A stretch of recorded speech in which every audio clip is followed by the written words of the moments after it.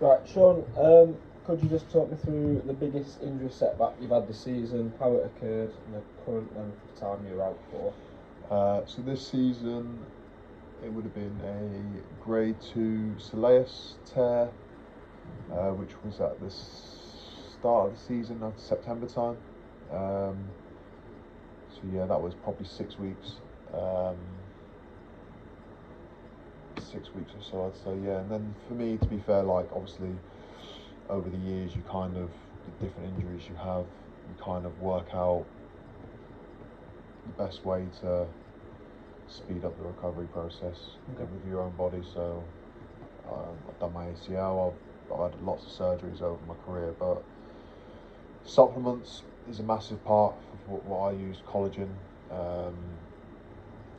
glucosamine, different kinds of tablets, but then obviously protein.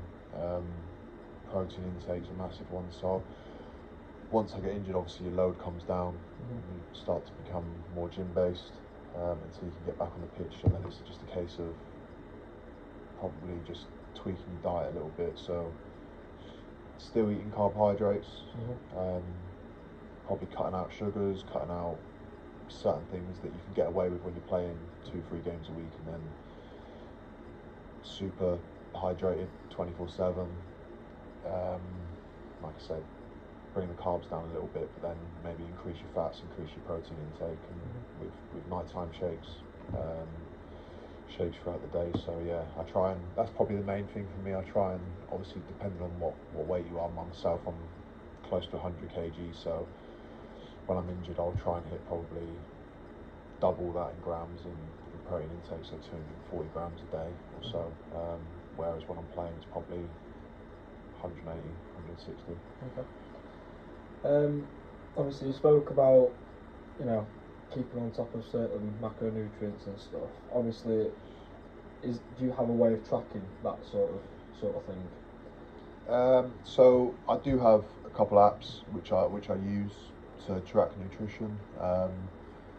When I'm playing, I don't particularly use them, but then I'll make a conscious effort, usually in the off season, so during the summertime when we're not training, I'll use them religiously, just to keep on top of what I'm eating, how much I'm getting, and that doesn't change for when I'm injured as well. So when I'm injured, I'll crack back onto those applications to help me kind of track calories, track protein, fats, carbohydrates, which is handy, which is helpful, because obviously there's doing it long enough, you can kind of see what your portion sizes are and how much you're actually getting. You start to learn how much protein's in the chicken breast. You can tell kind of by looking at it, that's 30-40 grams or whatever. So yeah, applications, I've got a couple on my phone which I use, which are handy, which, to be fair, help a lot, especially when I'm injured or during the off season. Yeah. Obviously you spoke at length about nutrition and stuff, but obviously as you're a very experienced player, you've had a really good career in the game and stuff, for you to kind of prolong your career for a few more years or whatever your aim is it just a case of you just nailing down the fundamentals that you have done throughout your career? And kind of as nutrition, have you seen a massive benefit in your nutrition towards like the last few years? I probably made a conscious change when I was quite young, so probably when I was 20. So for the first few years of my career, I kind of, when you're 17, 18, 19, those things don't seem as important.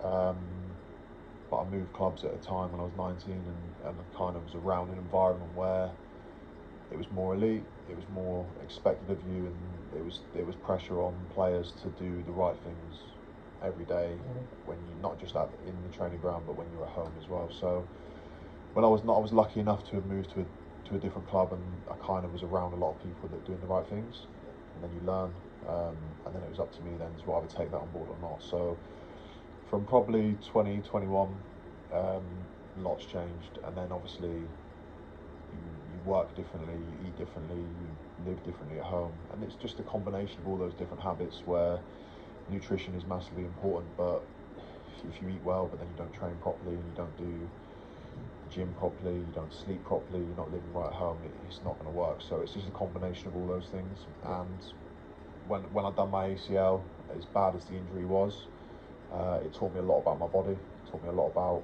what I need probably as a player and a professional. And I think missing that amount of time for injury, it's kind of probably, I think I will get that back on at the end of my career, because I've learned a lot of how to manage myself better, and actually what I need to probably prolong the career as long as possible. Thank you very much. Wicked. Cheers, mate. Thank you, mate. Absolute pleasure, mate.